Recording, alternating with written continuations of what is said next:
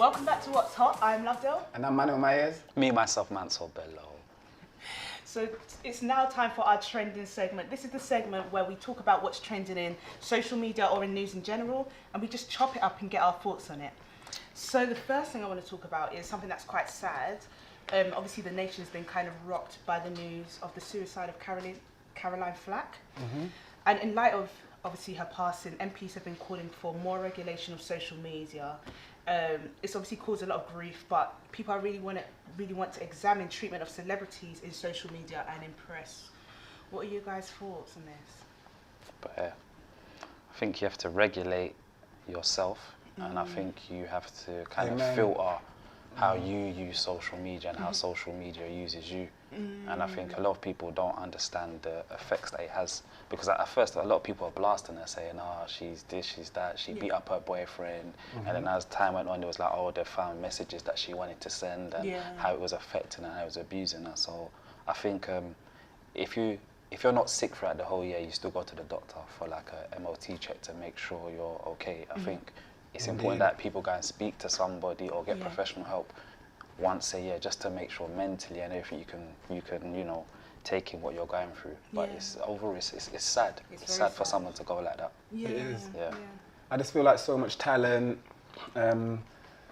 touched so many lives, have built such a successful career over such a, well, I say a substantial period of time. She's one of the most popular faces in television, you know, as you can imagine. There are other people out there, but Caroline Flack, you know, when he said the name, it always rang a bell. So I feel like with her, personally, I feel like when the government's asking for regulation, it's a good thing that man says, like, highlighted that you need to regulate yourself, because I do think it starts individually. I don't think any government sort of like set up, or people are going to be people. You know, people are going to be people, and I feel like we can't always be holding the government or someone else responsible if we're not going to be holding our own selves responsible, because you know what I mean, we're responsible for our own actions.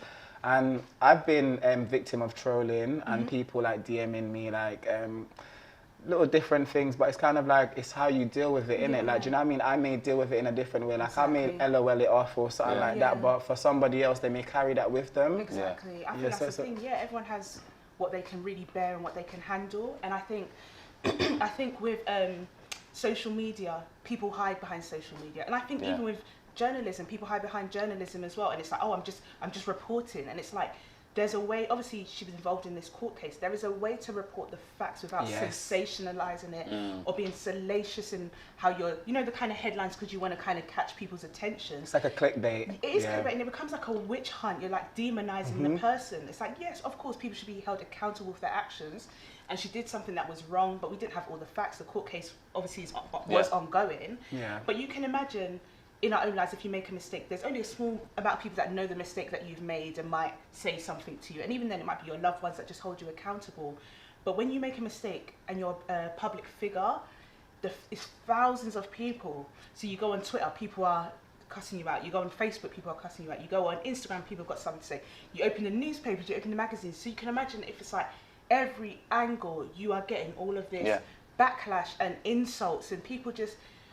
Obviously, I think about how like you work so hard to build your career, and then you almost feel like it's all slipping from your hand. And that's something she mentioned in the letter that's been released. Like, you build all this, and then it's just like that. It's taken from you. And I think we do need to, like you said, we do need to regulate ourselves. We do need to hold our own selves accountable. We need to be nicer as people, like, and work on the trauma and issues we have inside, so that we're not then projecting it onto other people. Absolutely. But let's leave that one there. Yes. Obviously, condolences to her and everyone that's affected by it. Absolutely. So what have you Sending got for our us thoughts today, out to the family. Yeah. So I just want to kind of move on to a lighter note. So I don't know if you guys are aware, but Adele's been through a little bit of a transformation recently. So she's gone through a weight loss of 7 stones. And she's also got new music coming out. So what do you guys think of the new music? Is it going to reflect the new image, or...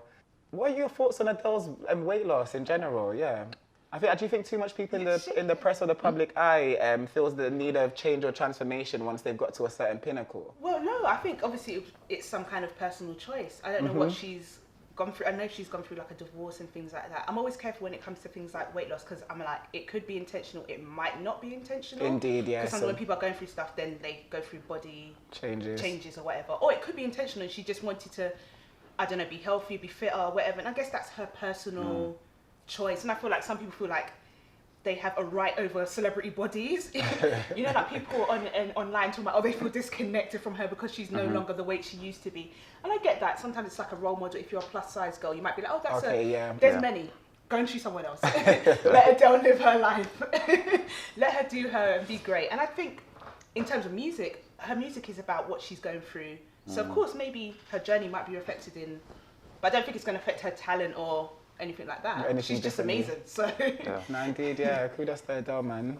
What's your thoughts, man? Rubbish.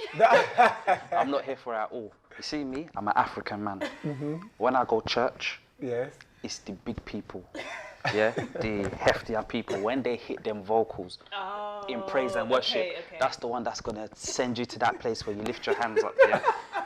When you carry that weight, not just physical weight, the pain, the struggle, it reflects in your music. That's true. Now that she's slimmed down and she's lost all that weight, she might even start rapping on the next album. There's not going to be no pain. It's just going to be slim and slender music. But now Skepta's involved. You know what it is? That might, you know what? When he said she might start rapping, you know what it is? I wouldn't even. Well, Skepta and her's been sort of. Listen, her whole behaviour's changed. She's even doing gun fingers. The old Adele.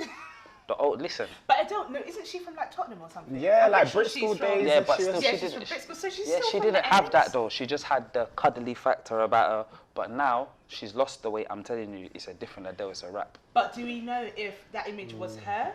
Because when she would talk, she still had that kind of edge in her terms of her accent and that sort of thing. She's always been a bit edgy. So I'm wondering if, especially considering where she's come from, like where you've been brought up, maybe that's who she's been all along. That's true. Do you know what I mean? And then maybe it's like coming back to herself. You know? See the old Adele. If you didn't pay your gas and electricity bill and you played that album, the house will be warm. This new Adele. I'm telling you, you're in for a surprise. Now you're making me nervous. That's what I'm saying. Adele, like, I'm looking forward to this album. Go and find that weight that you lost and put it back on. I've got an example. Jennifer Hudson, when she had weight and now she's lost weight, is her voice not the same? But she's changed. When she was in Dreamgirls, she was... you know what I mean? And now it's just different. It's just a different whole persona, whole attitude is different. The music reflects them. When they're big and curvaceous, it's very cuddly, nice, warm music. Well, when they lose weight, it's slim, slender, and... Time will tell. So we'll check back in once that new album comes out and we'll see what compare it to the old album.